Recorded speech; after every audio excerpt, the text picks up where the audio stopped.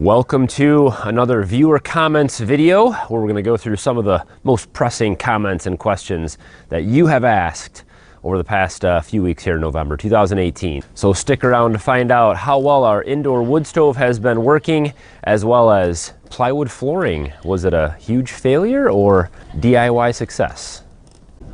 All right, so first off, I just want to say thank you guys for following along and commenting. Over 110,000 subscribers here in November 2018. What an awesome thing it is to just have you guys following along and hitting that thumbs up button and all these questions and comments. Whether you disagree or agree with me, keep those comments coming either way. Love to hear from you, and maybe your comment will be featured on a viewer comment video in the future. All right, it's time to hear from you guys. What did you have to say to the SSL Family Dad? Josh Blick says, a cord of wood is 4 feet wide, 4 feet high, and 8 feet long. Not 2 feet wide like your face cord. Well, Josh, yes, but a face cord is 2 feet wide, not like a full cord. People comment about this all the time. When I measure wood here in Michigan anyway, everybody measures face cords. Face cord is basically half of a full cord. And so when I refer to face cord, I mean, I try to explain this every time I refer to it, but when I say cords of wood, and I refer to a face cord, I measure everything in face cords. 2 feet wide, you know, most of everything I cut is 18 inches wide, and that's how it's stacked. So most of my stacks, I stack a little bit taller than 4 feet tall and a little bit longer than 8 feet long, but all my wood is a little thinner than 24 inches. And so I try to measure out about a face cord. That's just how we do it here. I don't know if you guys, if people other places sell full cords of wood, I've never seen on a roadside stand or anywhere, here anyway, anything measured in full cords. So face cords is what it'll be here on the SSL Family Dad channel. Rick Stoll says, you should never wear flip-flops when farming. That's just stupid. Well, Rick, you're probably right. It probably is pretty stupid to wear flip-flops while you're around farm equipment. So I've changed my ways. I now do all my farming in bare feet. Andrew Sarles says, do you butcher rabbits or are they just pets? Well, Andrew, we don't butcher any rabbits here. My daughter has a little bunny breeding operation. She breeds lion heads and mini lops, and they're just for pets. In fact, the market is a little bit better for them that way. Personally, I don't really find a huge value in meat rabbits. Now, I'm not against it. If you are out there and you're a meat rabbit person, there's nothing wrong with that. But it just seems like a whole lot of work and housing and water bottles and feeding and all that kind of stuff to breed and have meat rabbits for just a really small amount of meat. I would personally much rather raise some larger livestock for our meat uses here on the farm.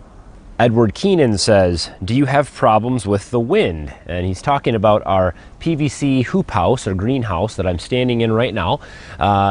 We had some damage last year from snow load. When I first built this, it wasn't quite finished yet, and the snow completely crushed it.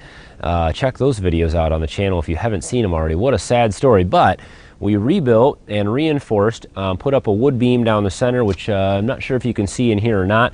But this thing has been through 50, 60 mile an hour winds earlier in the spring. We got about 8 inches of snow last night. No problems with anything here. That has stood up to the weather very, very well. Had some good storms come through in the summer, no issues. I think it'll stand up to just about anything, maybe not a tornado. Peace for Harmony commented on our waterproofing the basement video. So why didn't they take care of this problem when they built the house? Before I criticize our house, I would just like to say we're extremely thankful for what we have. It's a wonderful home, and it keeps us warm and dry and houses our family very comfortably. However, this home was started off as a garage, then was converted into a home on a slab, and then a half basement and addition was put on to make it into a tri-level. Everything was done on a budget, and everything was not done to, let's say, the gold standard of building. It was done to the bare minimum of code requirement here in this county, and so there are lots of issues. We are trying to go through our home and upgrade one room, one utility, one problem at a time, and do them well above what it would be required so that things will last much longer and we have a much better built home. It's going to take some time, and we're going to do things little by little here. But hopefully, in my lifetime, this home will be updated and upgraded to something a little more reliable. Andy Leffler writes, Have you thought of compost heating or even underground thermal heating? Maybe speaking of heating our greenhouse or our hoop house here, people always like to recommend these kind of alternative heating sources, compost heaters being one of them. I've never seen a compost heater actually function from somebody online. I understand the concept. The problem is that you have to keep adding compost and keep upgrading things, and there's no way that I would provide enough heat to warm this size hoop house with no insulative layer on it. There's also rocket mass heaters everyone recommends all the time. Those are great, but kind of inefficient to build from what you're getting out of it. There's much cheaper and less obtrusive ways to get a thermal mass. So what I'll be doing here is using our wood boiler. I'm going to be moving our wood boiler, outdoor wood boiler we're no longer using, out to this greenhouse. We'll be building a building to house it and house our maple syrup operation, a very small kind of shed type thing. And that will heat this greenhouse from February to probably through May, so we can start seedlings and gardening here in the late winter, early spring. Craig Fox writes, man, that outside wood burner goes through a ton of wood. Man, it sure does. And that's why I have discontinued using the outdoor wood stove or outdoor wood boiler this year, and I have put in an indoor wood stove. Many of you who follow along know of the series that I've been doing on that. More to come on the wood stove and how well it has been working. But I've already found it to burn way, way, way less wood than I would burn using that outdoor wood burner. So, Craig, I couldn't agree more, and that's why I will not be using it to heat our home throughout the year. Hunter B comments on the indoor wood stove installation. Looks cool, but practically the rocks as a base are a terrible choice. Well, that was one of the biggest concerns that viewers had when I built the indoor wood stove and put all those rocks around it, that they would get dirty, that ash and bark and tree things with debris would fall in there and be hard to get out. That was also a concern of mine. However, having used it now for about a month and a half, it's not been an issue. So anything that falls down, generally the only problem is right in front of the stove door, and I just take a vacuum through on the rocks and clean that out pretty easily. Now, if something builds up in there over the years, I can always scoop some of the rocks out, clean them, or replace them, or vacuum it more thoroughly. It's pretty easy to clean.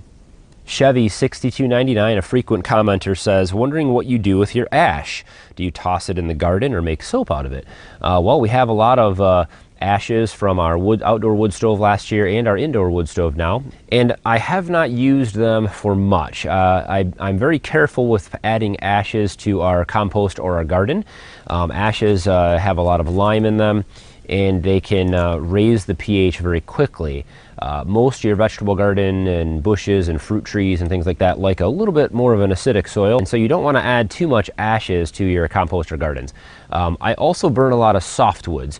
When you're burning a lot of softwoods, you don't really get a whole lot of potassium in the ashes, and so you don't get a lot of nutrient value in them. I will add some ashes around the garden. I also will use them for some pest deterrents around plants. They'll kill off worms and slugs and things like that, but I don't dump them directly into our compost. Generally, they get discarded onto roads and fill in holes or just off in the field. Sadie asks, did you get a new camera? The video quality looks awesome. Well, I have been using a Sony Handycam camcorder for years. It has done me well, but the video quality is lagging a little bit behind the standards of today, and so I recently upgraded my phone. I have a Galaxy S9, and it takes amazing videos, and so I will be using that phone more and more to replace the camcorder until I get a more permanent solution for that. But that phone is audio and video quality seems to be much better than the camcorder that you're looking at me through right now. Chad asks, does it heat better than your outdoor wood boiler? Interested to know. He's commenting, of course, on our indoor wood stove, asking whether it heats better or not. The answer to that, in short, is absolutely yes. We have been heating our home for about a month and a half. It hasn't been through the coldest time of the winter now. It's been down to about 16 degrees at night a few nights, and it heats amazing. The heat that it produces and the way that it heats the house is so much different than the forced air through the outdoor wood boiler system. And I'm going to do a full video on how well it's been heating, advantages and disadvantages, and what we like and don't like about it here in the next week or two. Lori Farr says, how is this helpful? Well, Lori, I guess it wasn't helpful. Andrew Sarles says, how did your bees do this year? It turns out I'm not a very good beekeeper. The bees this year died off throughout the late summer. Had trouble finding the queen in the middle of the summer, and it looks like there was some mites and other problems going on. I didn't really tend to it the way I should have, and so unfortunately the bees have died off. I will be harvesting the beeswax out of the hive, and starting again in the spring, hopefully with some Langstroth hives this year, and maybe we'll get an actual production bee colony going that I can keep alive for longer than a season. Keelan Golden writes, I love your videos. I'm 15 years old from the UK, and you've helped me learn I want to be just like you and kind of live off the land. Thank you. Well, Keelan, that means a lot. I really appreciate it. It's awesome to see somebody in high school that's thinking ahead and thinking about living sustainably and living off the land. And my family and I actually had a chance to go speak at my niece's school. Thank you, Jaden, for inviting us. And we got to go and speak at a horticultural class there and share kind of what we do and how we do it here on the farm. And I was surprised to see how interested a lot of the high school students were about farming and gardening and growing things. So it was a very inspiring and encouraging thing for us. And so Keelan, thank you very much for the comment. Keep on the journey and you're on your path. And if there's anything that we can do for you to help out, let us know. And my favorite comment of the month so far, you did everything wrong, as well as so many others on our plywood flooring videos. So if you haven't seen this series, I'll put a link in the card system here. We did a 3-video series at our old suburban home. The whole idea of the plywood flooring was to use the things that I had laying around and some pieces of plywood to make a copy of a hardwood type floor, an old farmhouse flooring type look on a budget. And I think we accomplished that with what we did. Is a pine plywood flooring as good as a real hardwood floor? Of course not. That wasn't the intention. Does it look and feel like a real hardwood floor? Yes, it does. I understand there's some concerns with the plywood veneers wearing and not being able to refinish and resand, and the amount of time and work it took to put the plywood flooring together versus buying cheap laminates and bamboo flooring. That wasn't the purpose. The purpose was to create something ourselves and use very low cost and inexpensive tools and supplies to do so. The plywood flooring has been holding up very well in our old home. I just saw it go up for sale. We don't live there anymore, but it just went on the market and went for sale. Almost $100,000 more than for what we sold it for when we lived there.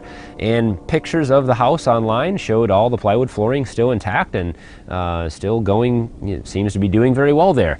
A lot of people suggested bamboo flooring, and why don't you just do laminates? It'd be much easier. Well, you're right, it would be much easier. And laminate and bamboo floorings are pretty cheap. But they're pretty cheap. Laminate flooring is junk, and so is the bamboo flooring out there. I've seen this in other people's homes, and we have it in our home. Laminate flooring is junk. It falls apart, it gets wet, it expands. It's basically made out of either plywood or MDF, which is basically glued together sawdust. You can't get a lot of flooring for under $2 a square foot that is of any quality. The plywood flooring that we built was hardy, it was tough. It felt nice and solid under your feet, and it held up very well to scratches and dents, much better than I thought it would. So for those of you guys out there, critics of the plywood flooring, well, don't put plywood flooring in your house. If you liked it, give it a try. It was a cool project, and it went over very well. So we may actually do plywood flooring in our master bedroom here. I haven't decided what we're going to do in there yet, so stick around and find out if we do plywood flooring in the new house. Keep those comments coming, guys. I love to hear from you and love to get your questions. Post any questions that you have down below on this video. If you have questions overall about our farm or us, our family, please post those today, and I'll go ahead and stick around for the week and make sure that everybody gets answered every question that I possibly can get to today here on the video. So thumbs up and subscribe if you're not already subscribed to the SSL Family Dad channel, and be on the lookout for some t-shirts coming out soon. You may see a banner pop up below our videos that will have some different t-shirt designs. We're going to be adding to that throughout the month, and every month a new t-shirt design will be available. So check those out if you're interested in any SSL family swag. I know I'll be getting some myself, and can't wait to show it off and be featuring some of it here in some future videos. So as always, guys, thanks for watching. Have a good one.